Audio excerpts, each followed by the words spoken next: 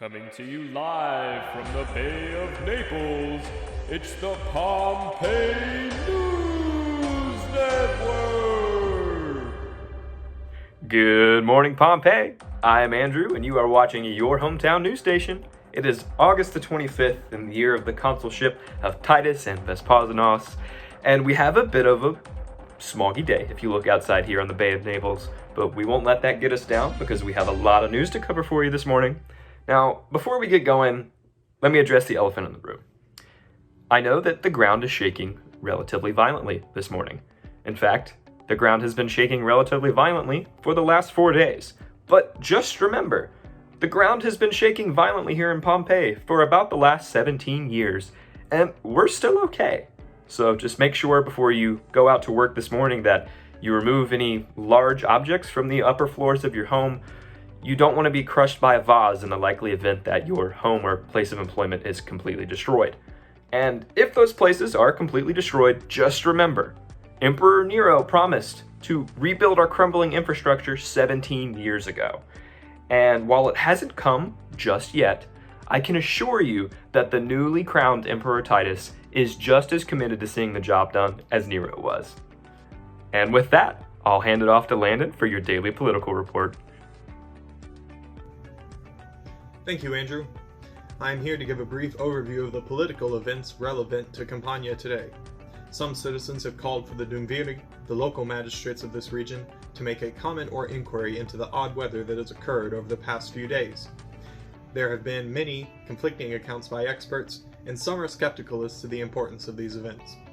I would be out in the field today, walking with the citizens and getting a closer look at this weather, but I had a bad injury last week and a worse premonition this morning. So instead, I will be delivering today's updates from the comfort of my home Tablinum.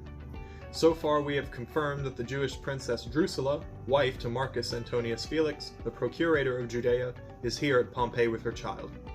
Elections are to be held in just a few months here in Pompeii, and there has been a lot of written propaganda on public walls advocating for candidates. Walking through the streets, it is unmistakable to find phrases like "Please vote for him" written on these walls, meant to remind prospective voters. So far, we are still in early preparation for the elections, which are to be held in March, but as time progresses, I'm sure we will see an uptick in political engagement.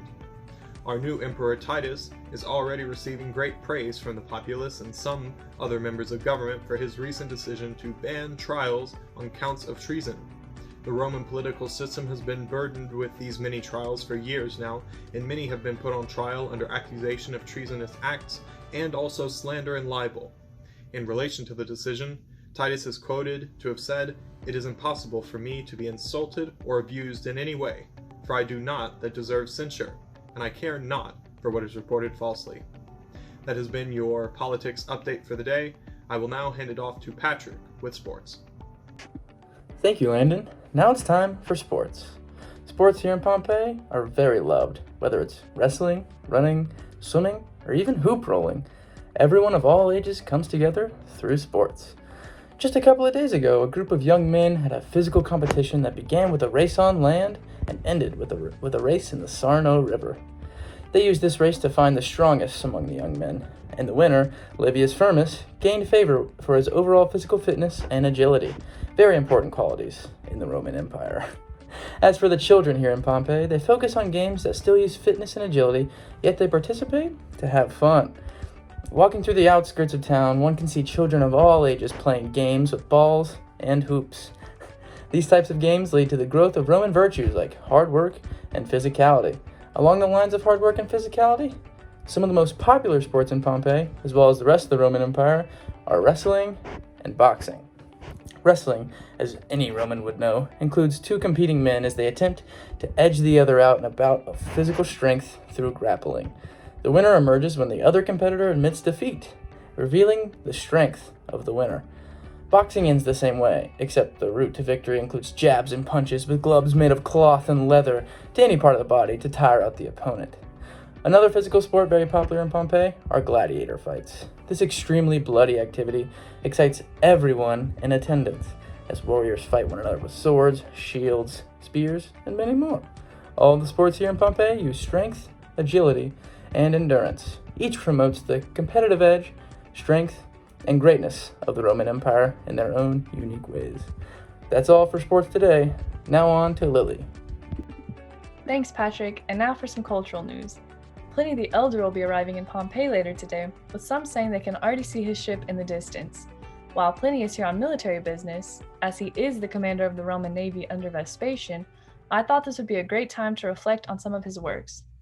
Pliny's Natural History remains one of the most expansive and really the only work we have on plants, animals, geology, astronomy, and everything else that has to do with the natural world. Also, his History of the German Wars will likely be studied and utilized by historians for decades to come for its extensive information about Germania, a place many Romans have never traveled to. His works are a Roman treasure, and his career has been very valuable to the scholastic world. I've been told that Pliny is here to check on his friends, family, and troops during this strange weather, so let's all wish him a safe trip. It's reported that Rectina, the wife of the elusive poet Caesius Bassus, is the one who urged Pliny to come to Pompeii today in a letter. Bassus is somewhat of a local legend around here. I'm sure many of you had read at least some of his poems, which will be remembered for years to come, along with his work Demetrius. In fact, some authors have considered him one of the greatest poets of all time. So again, let's wish his family well in this strange weather.